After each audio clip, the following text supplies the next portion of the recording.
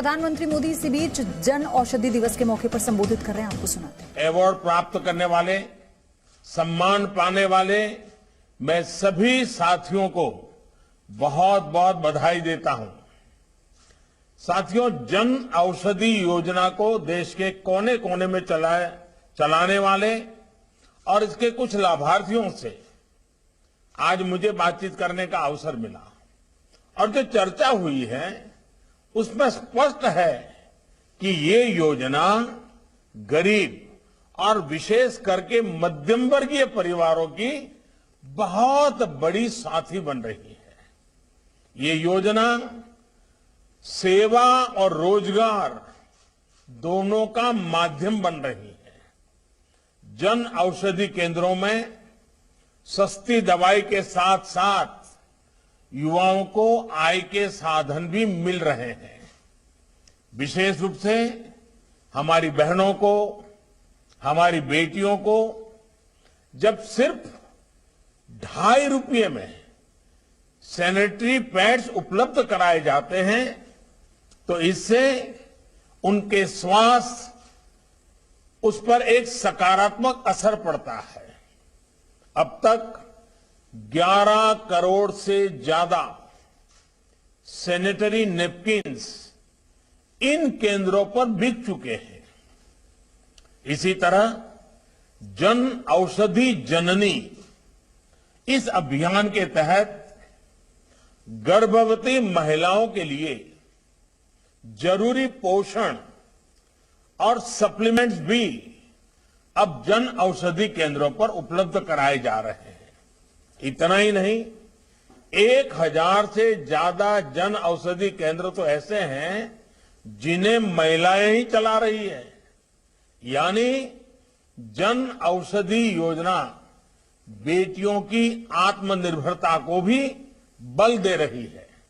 भाई और बहनों, इस योजना से पहाड़ी क्षेत्रों में, नॉर्थ ईस्ट में, जनजातीय क्षेत्रों में रहने वाले देशवासियों तक सस्ती दवा देने में भी मदद मिल रही है। आज भी जब 7,500वें केंद्र का 75वें केंद्र का लोकार्पण किया गया है तो वो शिलांग में हुआ है। इससे स्पष्ट है कि नॉर्थ ईस्ट में जन औषधि केंद्रों का कितना विस्तार हो रहा है। साथियों, 7500 के पड़ाव तक पहुंचना इसलिए भी अहम है क्योंकि 6 साल पहले तक देश में ऐसे 100 केंद्र भी नहीं थे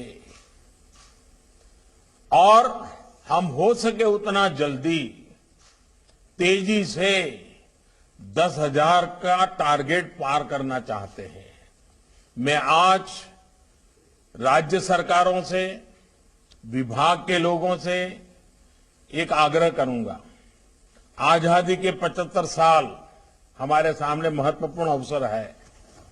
क्या हम ये तय कर सकते हैं कि देश के कम से कम 75 जिले ऐसे होंगे जहां पर 75 से ज्यादा जन औषधि केंद्र होंगे और वे आने वाले कुछ ही समय में हम कर देंगे। आप देखिए कितना बड़ा फैलाव बढ़ता जाएगा। उसी प्रकार से उसका लाभ लेने वालों की संख्या का भी लक्ष्य तय करना चाहिए।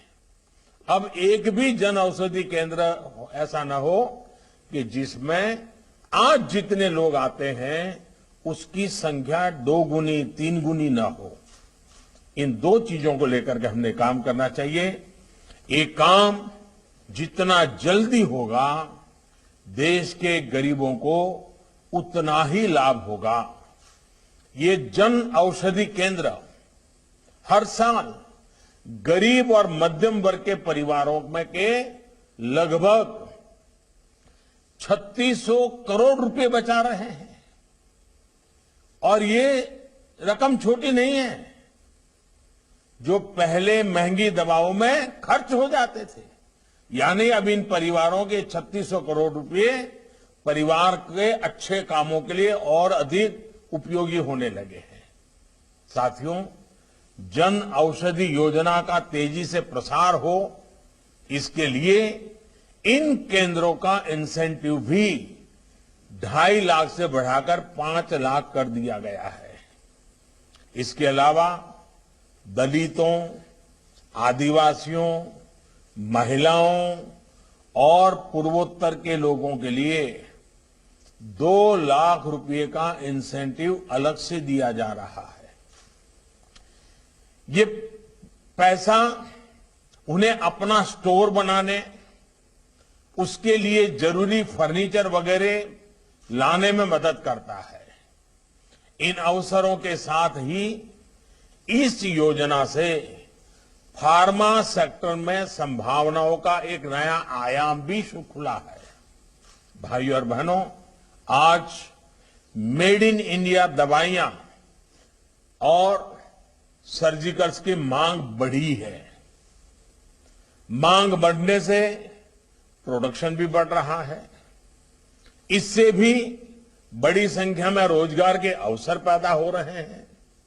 मुझे खुशी है कि अब 75 आयुष दवाएं, जिसमें होम्योपैथी होती है, आयुर्वेद होता है, उसको भी जन औषधि केंद्रों में उपलब्ध कराए जाने का फैसला लिया गया है।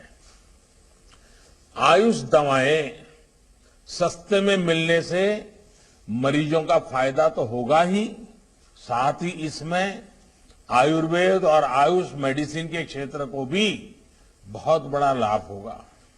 साथियों, लंबे समय तक देश की सरकारी सोच में स्वास्थ्य को सिर्फ बीमारी और इलाज का ही विषय माना गया, लेकिन स्वास्थ्य का विषय सिर्फ बीमारी से मुक्ति इतना नहीं है और इलाज तक भी सीमित नहीं है, बल्कि ये देश के पूरे आर्थिक और सामाजिक ताने बाने को प्रभावित करता है। जिस देश की आबादी, जिस देश के लोग, पुरुष हो, स्त्री हो, शहर के हो, गांव को हो, बुजुर्ग हो, छोटे हो, नौजवान हो, बच्चे हो, वो जितने ज्यादा स्वस्थ होते हैं उतना वो राष्ट्र भी समृद्ध होता है। उनकी ताकत बहुत उपयोगी होती है, देश को आगे बढ़ाने में, ऊर्जा बढ़ाने में काम आती है। इसलिए हमने इलाज की सुविधा बढ़ाने के साथ ही उन बातों पर भी जोर दिया है जो बीमारी की वजह बनती है। जब देश में स्वच्छ भारत अभियान चलाते हैं, जब देश में करोड़ों शौचालयों का निर्माण होता है, जब देश में मुफ्त गैस कनेक्शन देने का अभियान चलता है, जब देश में आयुष्मान भारत योजना घर घर पहुंच रही है, मिशन इंद्रधनुष हो, पोषण अभियान चला, तो इसके पीछे यही सोच थी। हमने हेल्थ को लेकर टुकड़ों टुकड़ों में नहीं, बल्कि एक संपूर्णता की सोच के साथ एक होलिस्टिक तरीके से काम किया। हमने योग को दुनिया में नई पहचान दिलाने के लिए प्रयास किए। आज अंतर्राष्ट्रीय योग दिवस पूरी दुनिया मना रही है और बड़े चाव से मना रही है, जी जान से मना रही है। आप देखिए कितने बड़े गर्व की बात होती है जब हमारे काढ़े, हमारे मसालों, हमारे आयुष के समाधानों की चर्चा करते हैं। इससे पहले जो कभी हिचकते थे वो आज गर्व के साथ एक दूसरे को कहते हैं ये लीजिए। आजकल हमारी हल्दी का एक्सपोर्ट इतना बढ़ गया है कि कोरोना के बाद दुनिया को लगा है भारत के पास तो बहुत कुछ है। आज दुनिया भारत का लोहा मान रही है, हमारी परंपरागत ट्रेडिशनल मेडिसिन का लोहा मानने लगी है। हमारे यहां खाने में जो चीजें कभी बहुत उपयोगी होती थी, जैसे रागी, कोरा, कोदा, जवार, बाजरा, ऐसे दर्जनों मोटे अनाजों की हमारे देश में समृद्ध परंपरा है। Presenting B News app available on Google Play and App Store. Download it now.